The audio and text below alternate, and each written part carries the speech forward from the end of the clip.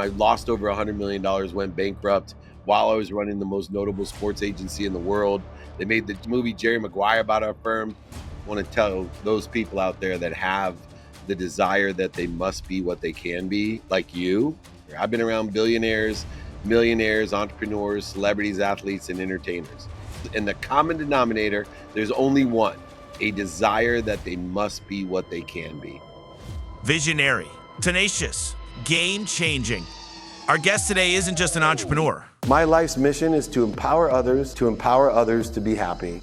He's a master deal maker whose journey reads like a real-life Jerry Maguire story. Show me the money! Blending sharp business savvy with heartfelt leadership.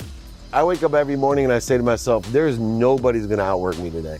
David Meltzer made his mark as a powerhouse sports agent, representing top athletes and negotiating high-stakes deals that built his reputation and fortune. You gotta take action. You gotta make it happen. David founded several successful companies, including Sports One Media and the Meltzer Group, which he's used to help countless entrepreneurs, athletes, and executives unlock their potential and scale their businesses. Make a lot of money, help a lot of people, and have a lot of fun. He is the host of Office Hours with David Meltzer and the Playbook Podcast, where he shares lessons on leadership and personal development. Prepare for an inspiring conversation that will change the way you think about business, leadership, and the art of the deal. All right, guys, welcome back to the Mellow Millionaire. Today's going to be an awesome episode. I'm super excited. I got Dave Meltzer here.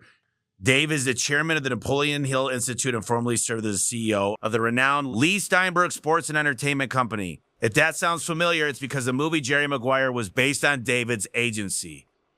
And we're excited to have you on today, brother. It's about time. Yeah, thank you so much for having me, and look forward to diving into some of the great curiosities that I've seen you have and helping the community the best I can. Yeah, you know, you've got one of the best stories I've ever seen. You met your wife, I believe, in fourth grade. You made a ton of money young, lost it, got it back. You came from a tough household like me when things weren't easy. Your siblings made it as well, you know, did very successful. And you're a giver. And I just want to start with the story. Yeah, so, blessed to have the mom that I had. My mom, she raised 6 kids on her own. My dad left when I was 5. She worked 2 jobs. I always say lessons are either taught or they're caught. And when you had a mom like mine, you caught a lot more lessons than she had to teach me just by watching her. Second grade teacher, packed my dinner in a paper bag, drove me around with my siblings, filling up turnstiles at convenience stores with greeting cards just so we could eat off of food stamps or other things that we couldn't afford. But that's what drove me to make a lot of money. And I was blessed. I always make money. People laugh. I lost over $100 million, went bankrupt while I was running the most notable sports agency in the world. They made the movie Jerry Maguire about our firm. And it wasn't because I didn't know how to make money. It was because I surrounded myself with the wrong people and the wrong ideas. And I didn't learn to shop for the right things for the right reasons. I was buying shit I didn't need to impress people I didn't like. And that's a terrible zero-sum game that so many people live. I learned in my journey from building up a massive empire, losing it and building it back up, that you got to give more. And I just had to change my perspective to what God was giving me, then feel worthy of receiving it. But most importantly, the people that have the most faith in the world, they're not takers, they're askers. See, they have enough faith that there's more than enough of everything so they can give more. So instead of ending up in that zero-sum game, they ended up with more than enough of everything for everyone. Yeah, I mean, look, I think there's a story about your father. I know he left when you were young. And I think right before you lost everything, didn't he get you a suit and cut out the pockets? What's that story? Yeah. So, I always say there's the red flags of the fact of how I lost everything. People are curious, how the hell do you lose $100 million? Well, you surround yourself with the wrong ideas, the wrong people, and you don't ask for help. Well, when I was 30 years old, my dad hadn't given me a birthday present in 20 years. He sent me a beautiful jacket with no pockets. And I called him. I'm like, dude, why couldn't you just give me a birthday present? And he said, because David, you're just like me. You think money is going to buy you happiness and love. You think money is everything. And that jacket, I want you to hang it in your closet to remind you that you can't take anything with you. You can't take anything with you when you're gone. Money will not buy you love or happiness. And I told my dad at 30 years old that I hated him, that I was nothing like him. Told my mom in the next 6 years, when she told me I was lost and she was worried about me, told her to F off. My best friend in the world, a guy since the fourth grade, he's actually the guy that asked my wife at sixth grade camp to go steady for me. That's how close of a friend he was. Here I was, I invited him to Masters. I told him to F off because he told me he didn't want to hang out with me anymore because of what I was doing and who I was surrounding myself with. And then finally, the night you're talking about, I came home after lying to my wife. I went to the Grammy Awards with Little John. She told me she was leaving me, told me she wasn't happy. Went to bed, woke up the next morning full of hate, thinking I hate my mom, I hate my dad, I hate my best friend, and I hate my wife, which, by the way, were the only four people telling me the truth. Everybody else was just interested in taking my money and using me for all the access I had as a sports agent and an entertainment guy, all the things I did.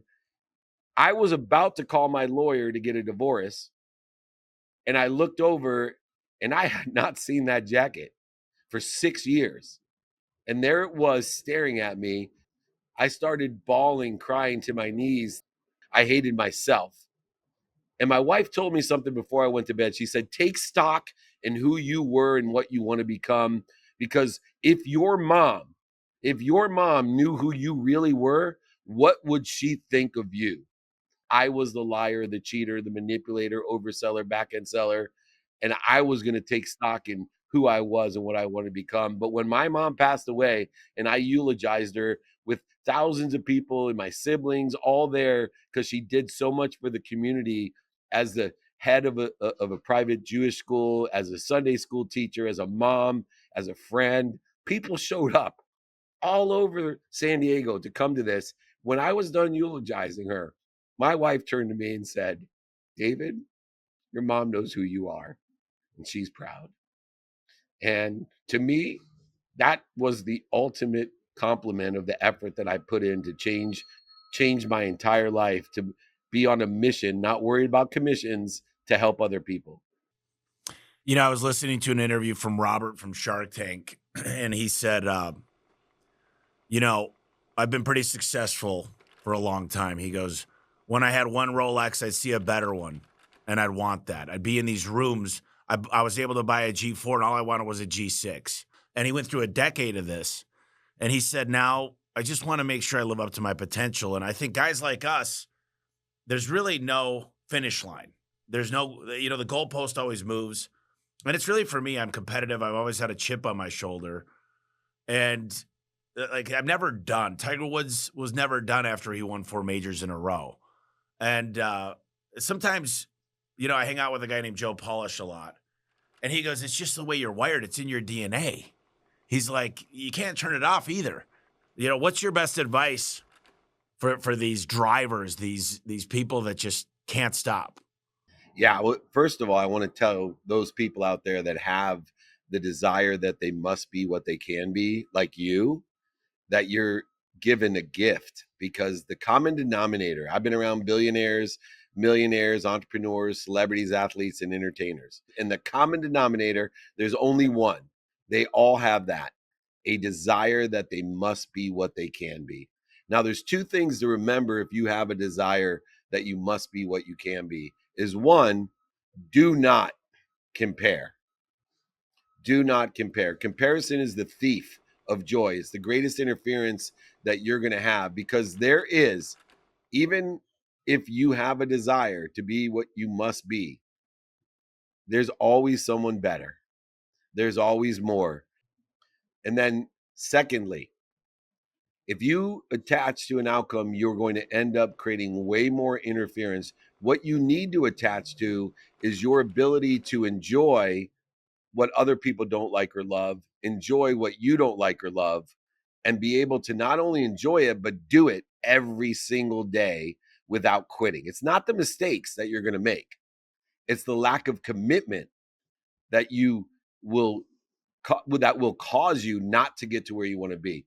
So number one, if you can identify that you're born energetically or genetically with a desire that you must be what you can be, and you live in your divine direction, not worried about what other people think, what's missing, what you don't have, not comparing yourself to other people, and not attaching to the outcome, but still being able to enjoy the pursuit of your potential every single day, life will tell you all its secrets.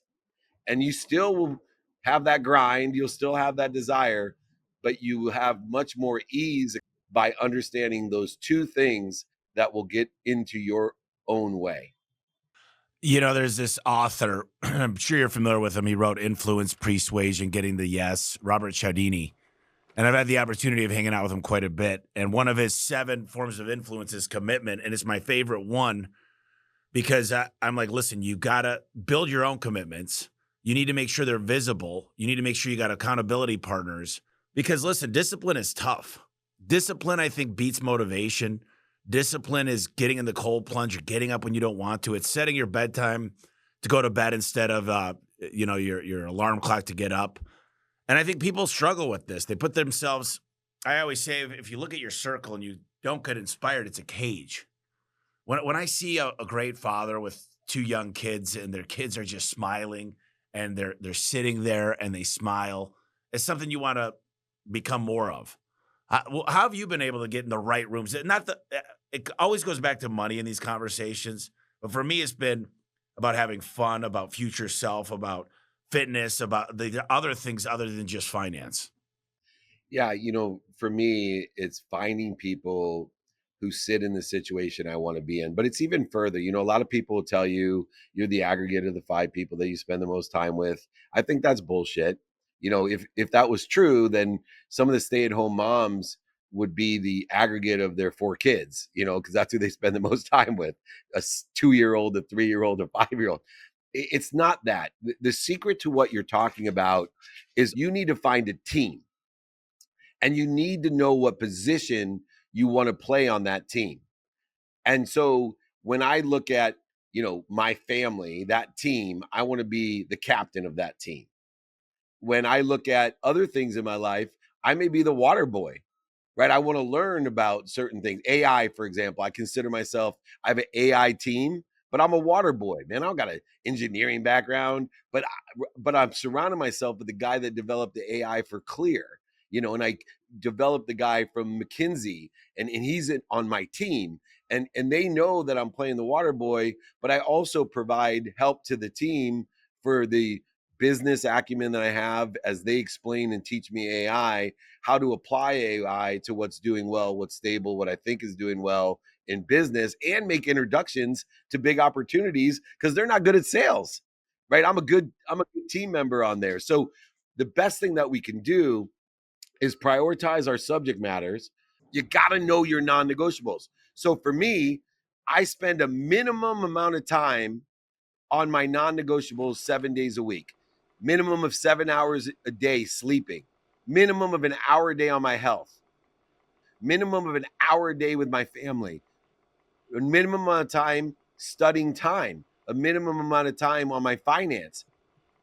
12 of my 24 hours a day, which includes my sleep, the number one value of my life is the subconscious behavior of recovery and access of information called sleep. 12 hours a day, no matter what the F happens circumstantially, I'm going to be exponentially growing regardless of the interest rates, the weather, the stock market. It's not going to matter. And so when you have a driver, you're telling me I get the non-negotiables because you're prioritizing your sleep, your health, and your family instead of thinking that's humility, which it's not. My biggest problem that I think most people like me have is, it's I tend to say yes too much because I remember when I was in a place where I needed help and people gave me help. And so, like, if somebody reaches out and they say, "Hey, I got a small home service company or home improvement company or this business," I kind of feel obligated to help. And so, how do you get out of when someone approaches you and it might not be a good payback, it might not be the best use of your time, but you feel like giving? And I'm sure you're like this all the time. How do you get the ability to say, no?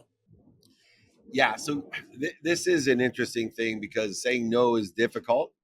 And I like to, instead uh, of saying no, I like to have options that in, includes not doing what they ask. So what I learned to do was to have buckets. And so when somebody asks me to do something that I can't do, I let them know I don't do that. But here, come to my Friday trainings. Here's my book for free. Come to a free meetup, as you suggested earlier, that I do in 200 cities a year. Come on my live with me, ask a question. Let me help you, empower you to do it yourself instead of having me give you money. Let me teach you how to make money. And here's how I can do it. So I believe that you need to say no to things that you're not capable of doing because of your time, your value, and your emotions. I like saying, I'm sorry, I don't do that, but here's what I can do, and let them choose. I'd love to know who are your. You've hung out with so many people over the years. You know everybody. Who inspires you? What people do you look up to, and why? Einstein, I study every day because I study time and relativity, and uh, I learn those lessons. I study the Tao every day, the 81 verses of the Tao. I study the Course in Miracles every day. I study Napoleon Hill, not just Think and Grow Rich, but Outwitting the Devil. My mentors, people like Wayne Dyer, Dr. Wayne Dyer, Power of Intention, Bob Proctor, one of the biggest mentors for me, Dennis Waitley, Zig Ziglar on the sales side. But today, my number one mentor is my sleep coach because that's a third of my life. So Dr. Meeta Singh is the sleep coach for MLB. She's an amazing doctor. She's taught me to recover and access information every single day. And so sleep is one of those things that I compound in my life, information and recovery. Another mentor of mine is a business consultant, a world business consultant, Blaine Bartlett. So he's in his 70s. He's been trained by all the greats, and he's a great business mentor for me that has a great knowledge base of international business. I think there's three things, Tommy, in your business that you should be teaching your guys. One, you need to knock doors somehow. If it's going to be the biggest differentiator in the future, the people that know how to sell person to person are going to get so much more out of life in the future than because most people aren't going to have this skill anymore. If I could get my kids to knock on 150 doors a day selling solar or security or window cleaning, I literally, if I could get them to do that, that would be the best blessing I could give my four kids. Two, you gotta read, man. You're a big reader. You gotta read because people who read practice imagination, and they also know imagination versus reality. And that's only the best tool in the world is through reading. So I read every day. And then the third one is you got to start learning AI. Create an AI team. This is the future. If you don't understand, you're going to miss out on the efficiencies of the universe over the next 3 years. You can get such a head start on everybody when you realize how to use AI to give back your time to your family, your health, your sleep, etc. I love that. Well, there's this talk going around right now in the home service, home improvement space, and the number one subject is private equity. It's learning, is private equity ready for you? Are you getting audited financials? Could you get through a Q of E? Do you want a partner? And I'm a big advocate. I think that they can't do what a lot of us founders can do, especially in the blue collar industry. I think when it first started, they thought, shoot, we could go into this business and kill it if these farmers are doing well. These guys that without a really good education, but they're missing a lot of the simple pieces of respect and treating people like people and also culture. What are your thoughts about private equity today? Because look, some of the multiples are going above 20. I mean, if you're in a certain industry like pest control, you're getting 25x on EBITDA. And that software is getting 10, 20, 30, 40 times if it's AI on revenue. But what are your thoughts when it comes to private equity and where we're going? Well, it will always be an integral part. I've been got hired into sports because of my venture background and my technology background, not because of my legal background, which I had. It's going to be a major part, especially in blue collar industries, because of the database and the need that is exponentially valuable. Uh, when you're looking at all the trades, these aren't going anywhere. These are last mile businesses, and most of them are antiquated with technology and people. And so I think that when you take a perspective like you to understand your skills, your knowledge, and your desire in building your business, that is the distinctive value. And that is why the multiples are so high, because what you know combined with what a PE firm knows or a venture firm knows is a multiple deadly combination, because it's just math to those guys. They know they can look and see, here's the amount of business you have. If we roll your business up and make this a national offering and solidify the advertising, we're getting a bargain at 20 times. So take skincare, take health and beauty. What was the skincare game? It was, okay, we have all these really great skincares out there. You know, these people develop these, amazing things with stem cells or whatever they have, right? And they built it up to $30 million, and they, gross $30 million. We know the product's good now. We know that it has a brand now. So we're going to go ahead and buy it for 100 million, cash out this entrepreneur, and put it through our channel, and it'll be worth $1 billion overnight. So I'm L'Oreal, you're SkinCeuticals, you're a $30 million company. I buy you for 100 million. You're like, hell yeah. I put it into a L'Oreal brand at every department store, online, etc. Overnight, it's $1 billion company. I was a couple of years ago, I was talking to a good buddy, a mentor of mine, Ken Goodrich with Gettle. And he said, look, I don't know many people that know the home service game, leadership, culture, marketing, the way to motivate people.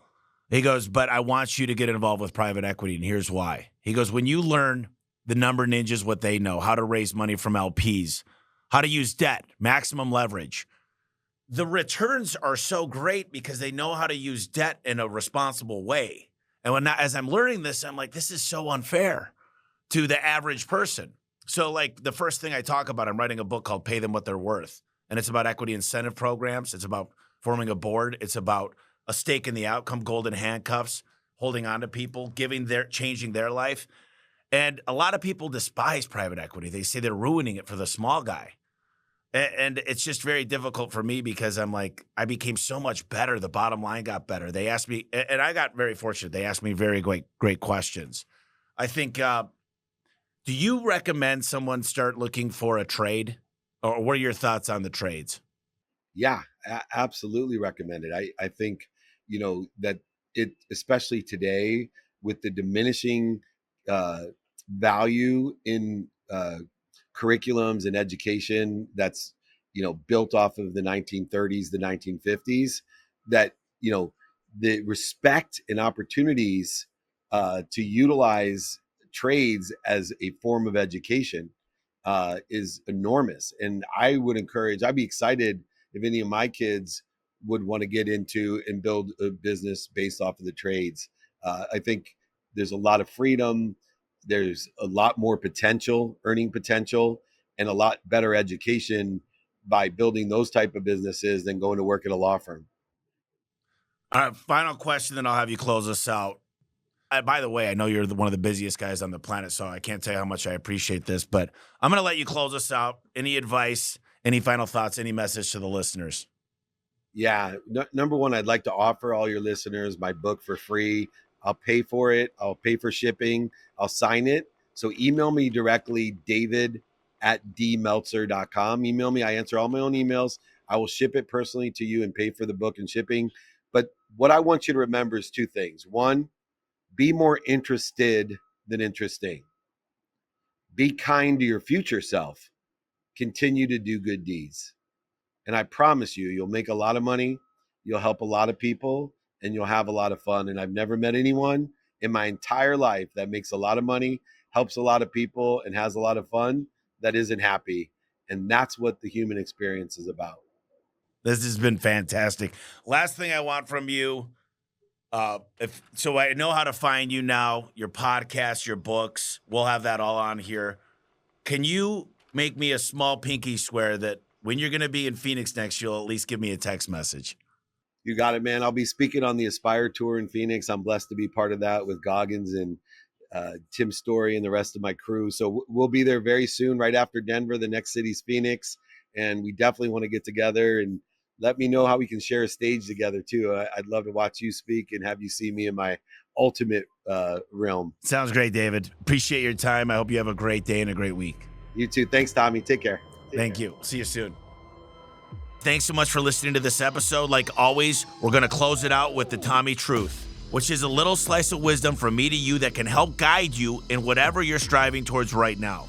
I'm going to give you guys 3 financial strategies that help me start with nothing and make a ton of money in my home service business. Number 1 is I had to reverse engineer my goals. I had to figure out how to make a plan, and that included a budget. So make a really detailed budget. Number 2 is invest in things you like, know, and understand. That's what Warren Buffett and Charlie Munger talk about. Don't invest in wild ideas that you don't understand the businesses, you can't read the balance sheet or the income statement or even the annual report. Number 3, you want to make sure everything you're doing has tax advantages. As you start to make money, the number 1 thing that people lose is they have to pay a ton of taxes. So have a tax strategy. You do those 3 things. You got a plan. You reverse engineered it. You got a budget. You are investing in things you understand, and you understand the tax responsibilities that go along with that. You're going to make a lot of money. You're going to be a lot happier. And that's it, guys. We'll talk to you next week.